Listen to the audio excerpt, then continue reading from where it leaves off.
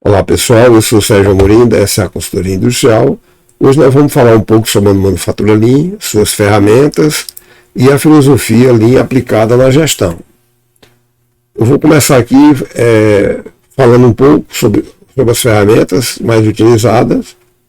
A primeira delas é o Kaizen, é uma palavra japonesa usada para melhoria contínua. Kaizen não é um sistema de produção, e sim uma ferramenta utilizada para melhoria contínua. Ela tem todas as suas regras de como fazer, de como aplicar na prática. Jidoka, inventada em 1896, a função é examinar uma dificuldade na manufatura no meio do processo e não no final. Ou seja, ela está ligada ao controle de qualidade no processo. Kanban é um sistema de controle de produção projetado para eliminar o desperdício de estoque, acabar com o excesso de produção.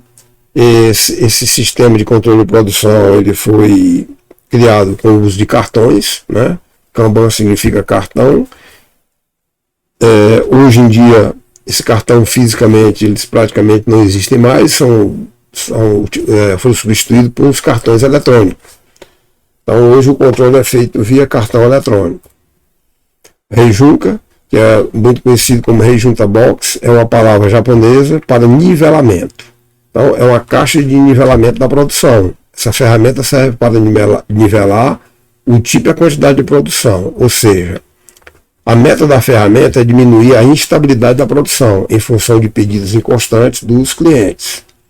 Just-in-Time é uma ferramenta que exige a produção do que o cliente quer, quando ele quer, na quantidade que ele quer e onde ele quer.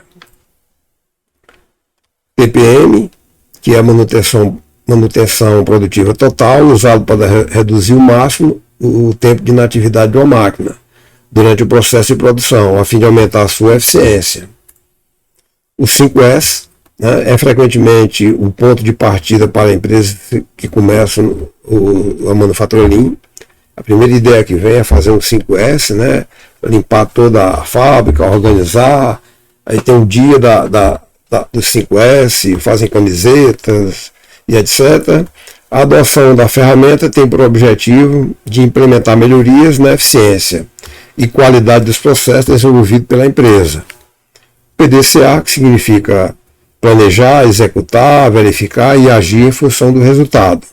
Existe um PDCA para implantar o Kaizen e existe um PDCA para a manutenção dos processos que já existem.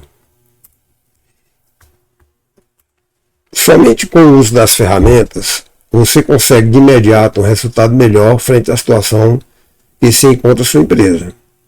Então, quando você implanta essas ferramentas, de cara, com poucos dias, você começa a perceber uma melhoria nos processos. Agora, desde que bem aplicada cada ferramenta. Às vezes a pessoa quer aplicar um Reijunta Box, mas começa a fazer adaptações que desvirtuam a sua função para que ela foi criada, né? Do mesmo jeito é o controle dos Kanbans, a parte do PDCA. Então você começa a fazer adaptações, a fugir de como realmente a ferramenta deve ser aplicada. E isso faz com que caia também a qualidade do resultado da ferramenta. Observe que, com o passar do tempo, somente com a aplicação das ferramentas de gestão, os resultados insuficientes retornam ao patamar de antes da aplicação das ferramentas, gerando, às vezes, descrédito sobre a manufatura Lean. Então, ou seja, com o passar do tempo, quando você aplica as ferramentas, imediatamente, logo depois, você começa a ver resultado. Mas com o passar do tempo, esses resultados retornam ao patamares anteriores. Por que isso acontece?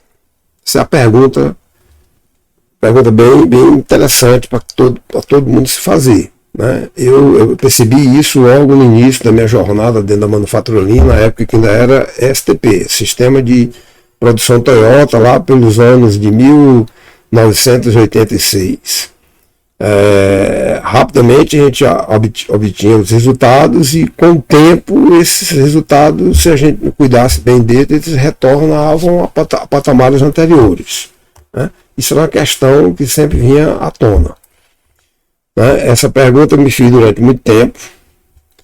E depois de algum tempo, me aprofundando mais no estudo e trabalhando com a manufatura Lean, aplicando as ferramentas, nós percebemos o seguinte.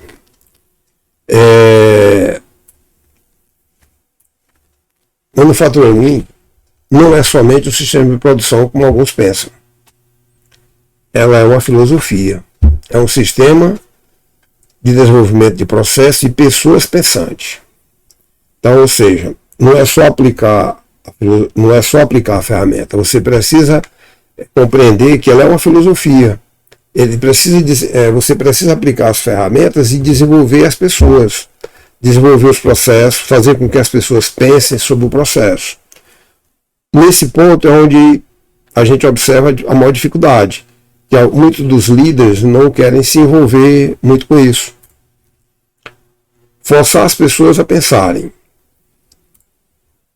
em custos evitáveis, né? Que tipo de custo pode ser evitável, visão sistêmica dos processos, colocar as pessoas para pensar sobre o todo e não na otimização só de uma parte do processo, do seu setor. Eu tenho que, quando realizar uma otimização, eu tenho que pensar se ela vai melhorar o todo. Não adianta eu melhorar uma parte se no todo não melhora. O que agrega valor para o cliente? As pessoas têm que começar a perceber o que é que realmente agrega valor para o cliente. Caso contrário, o desgaste vai ser muito grande. E aí vai perdendo força. Rentabilidade da empresa. Né? Então, vamos desenvolver as pessoas para pensar no desenvolvimento dos processos e etc.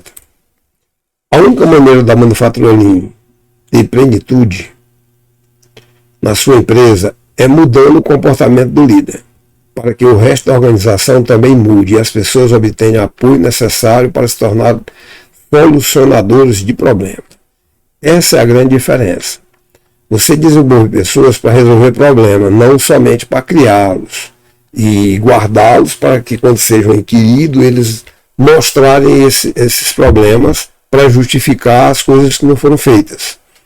Então, ou seja, mas isso parte do líder. O líder criar um ambiente onde as pessoas possam externar seus pensamentos.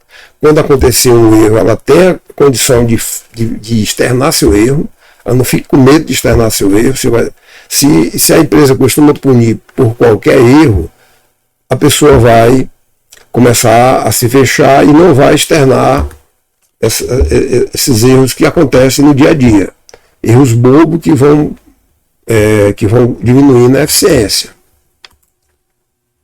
Em nosso trabalho de consultoria, exploramos em profundidade como as ferramentas Lean são usadas e não somente para extrair maior eficiência de um processo, mas para desenvolver o capital humano em toda a empresa.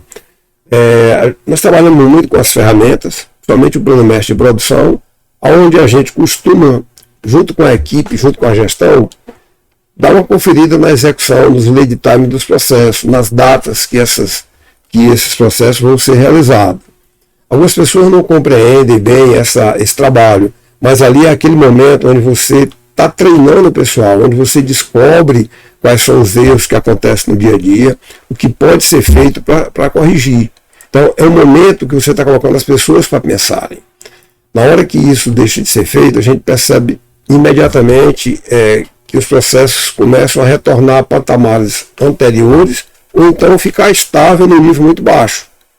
É um ponto assim que algumas pessoas, alguns gestores, algumas empresas nem sempre compreendem. Em nosso sistema de gestão diária, junto com a sua equipe de trabalho, procuramos fazer as pessoas pensarem mais profundamente sobre o que fazem.